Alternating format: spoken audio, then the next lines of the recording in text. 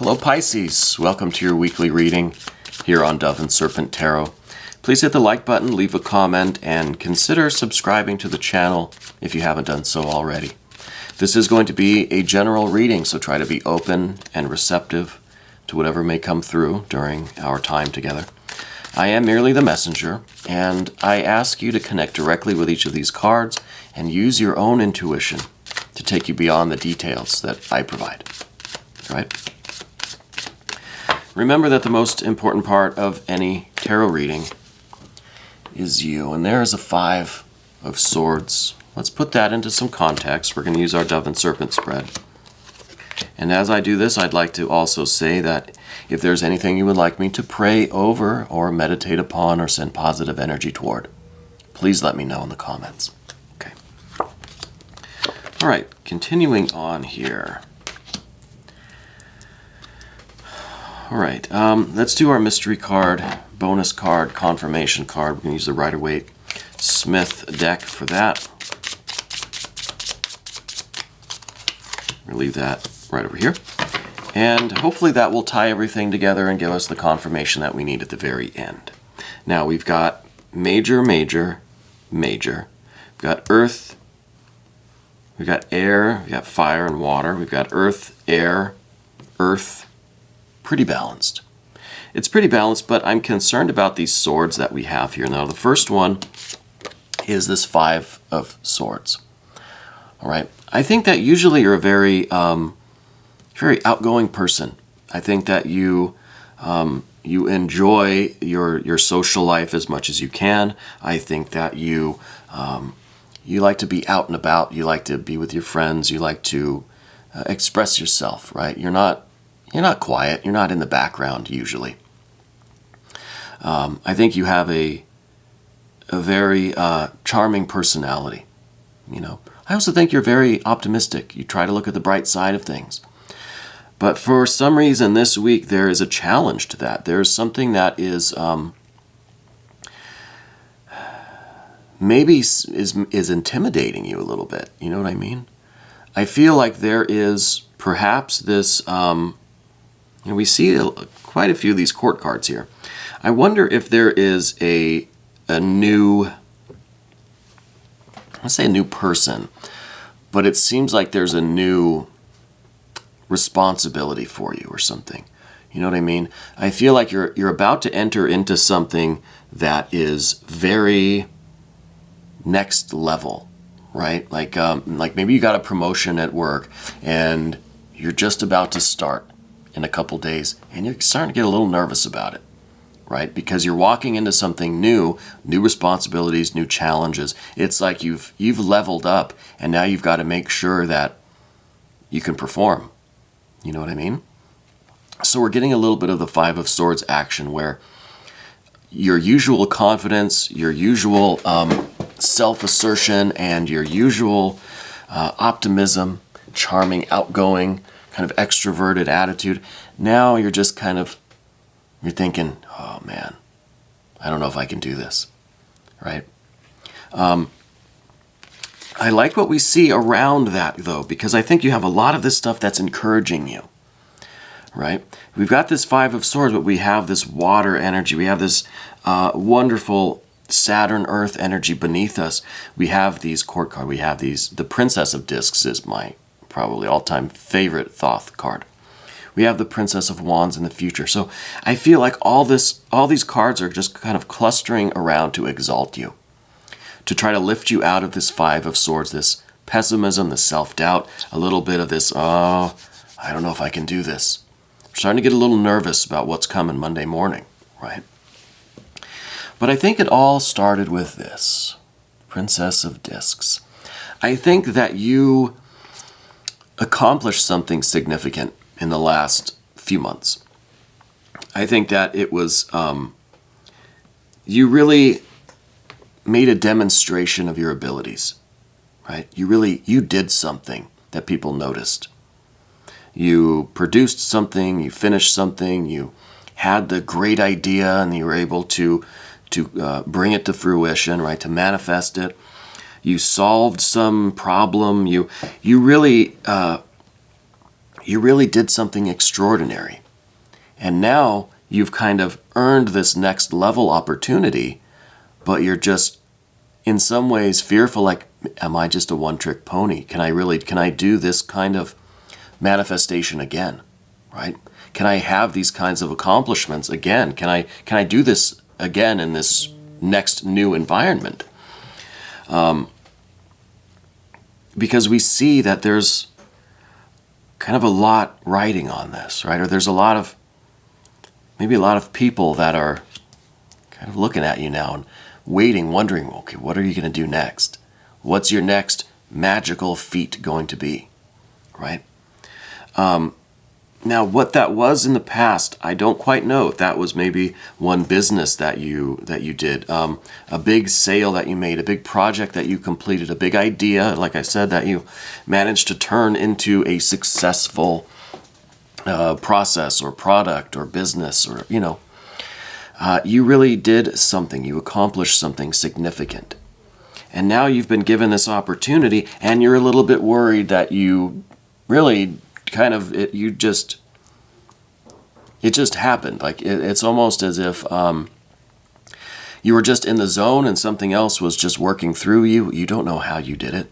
You don't know if you can do this again. And this is the self-doubt, right? That's the Five of Swords, because this energy, this creative energy, and your ability to control and direct your fire, your creative energy, your skill, your wisdom, your intelligence, your being, your magical power, that's all in you, right? But we're doubting that. We're questioning ourselves. We're being a little bit humble, but we're also kind of being a little bit self-defeating, right? Just saying, it was a fluke. I don't know how I did it. I don't know that I can do it again. But this Lust or Strength card, Major Arcana card, this is really coming in to cover up that Five of Swords, to say, hey, knock it off. Stop that nonsense. You did that. This Prince of Discs, you did it. Okay? You did it through the power of the Holy Spirit, whatever you want to say. Through some unseen force, some magical entity, some spiritual entity, some creative force and fire was working through you. Yes, but still, you did it. Okay? So we need to really allow this confidence in our abilities. Now, not arrogance, but this belief in ourselves, we need to allow that to cover up that Five of Swords, just like that. Okay? Because you did that, whatever that was. And Nine of Cups at the top of the path of the dove, you're doing these things, you're involved in this situation because you're pursuing your happiness.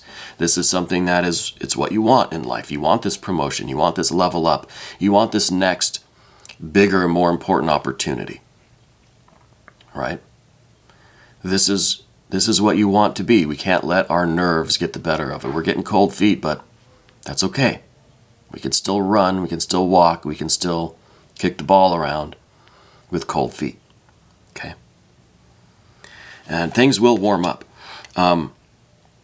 So you're pursuing your fulfillment. You're doing what you want to be doing. And down beneath everything, we've got the Universe or World card. You feel like all eyes are on you. You feel like you're kind of you're center stage and the spotlight's on you now, and we're starting to sweat. A little bit of stage fright here with this Universe or World card. But at the same time, you've known this opportunity was going to come someday. You've been waiting for it. You've been trying to invoke this opportunity. And now it's here. And now we have to move forward with it. I wonder if this mystery card is going to be the final judgment, right?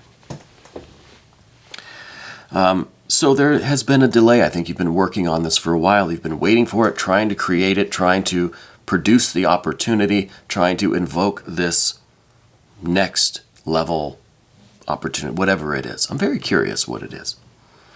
So now it's finally happening. And here we've got the Princess of Wands. This is you stepping out on stage. This is you overcoming your fear, your self-doubt, right? Your kind of worry, your underdog kind of vibe. And you're doing it. You're dancing with that tiger. You're taking the thing that scares you the effing most, and you're out there dancing with it. Now, don't literally dance with a tiger, okay? That's sounds very, very dangerous. In a metaphoric way, that's what you're going to be doing. And I think once you get started with this dance, your confidence is going to be there, right? You're going to, this is kind of going to be you, right? This is you riding that beast, dancing with that tiger. But we have to take the first step. We have to get out on stage and start moving and just, again, let it flow through us as it did the first time, right? As it did the first time, knowing full well that it's you doing it, but with, through the power of the Holy Spirit kind of thing. Okay. So I like that. I like that we have to start here because this is ultimately what we're doing, right? Now look at the imagery on that card. That seems like, it's very similar energies anyway. And that moves us over to the path of the serpent now, because the result of all of this, Knight of Discs. So now you've leveled up. Now you're in this new position. Now you've got the office at the top floor. Okay? So now, really, the sky is the limit. Right? You've settled here to your next level opportunity. You've passed this test. You've done this dance. You've danced with the tiger. You've tamed the tiger. Right? So now we're here at the top floor corner office. What are we going to do? Now what do we do? Well, the biggest problem in your way is more of this self-doubt. 9 of Swords now. And this is really a lot of poisonous thoughts that are infecting us, right? This is maybe an environment now around you. Maybe the top floor here is all snakes and sharks, right? So maybe it feels maybe up here on the top floor, everybody's out to get each other, right? A lot of politics, a lot of bureaucracy, a lot of kind of cutthroat business tactics and so forth. But we have to fortify ourselves against this, and certainly what's not going to help is us doing the same thing to ourselves internally, mentally, with our own dialogue. We can't poison ourselves the same way. We can't cut our own throats, right? Metaphorically speaking, I know that's morbid imagery, but it works. We have to get over that. We have to find a way to temper our own internal dialogue. And the very next card is the Art or Temperance card. This is learning how to balance the fire and the water, or the will and the intention, the inspiration and ambition and the confidence, that outward fire, with this kind of self-reflective, emotional, yielding, almost vulnerable water. Right? We have to fortify ourselves in a way that can only be done through experience. This is tempering, right? Like tempering steel in a fire, okay, in a furnace. So it's only through your participation in this environment, the same way like on the Path of the Dove, where you went out on stage, you danced with that tiger, you tamed the tiger. Perfect show. Bravo. That was the fire, right? And that tempered you, that strengthened you. Now we've got to do that again, but now we've got even more swords to deal with. We've got to take each of these swords, put them in the fire, temper them, fortify them. That's what we're doing here. And this is not an easy process. This is step by step, day by day, moment by moment, in large part relying on not a 5 of discs that way, but a 5 of swords. A 5 of swords this way, with spirit on top, with positive affirmations, with positive, constructive, fortifying, strengthening self-internal dialogue, right? And it really is a matter of mental fortitude and willpower, honestly, to endure this new environment. Again, it seems like it's kind of a cutthroat environment. But we immerse ourselves in it little by little, day by day, moment to moment, thought by thought. And we keep our mantra going. We keep our internal dialogue positive. We keep spirit on top. We let spirit take the wheel here. Okay? Rather than pessimism, negative self-talk, self-defeating thoughts, we use positive mantra, positive affirmations, positive prayer and ritual, and whatever Whatever methods you're familiar with, learn some new ones too. To fortify yourself, to strengthen yourself against these swords, because that's the only obstacle that you have. That's really the only thing in your way. You have the heart, you have the fire, you have the power, the skill, the ability, right? You have the universe behind you, right? This universal world card here, to really change your life, to change the world around you. If you really put your mind to it, all the air, mind, if you put your mind to it, you could change the world.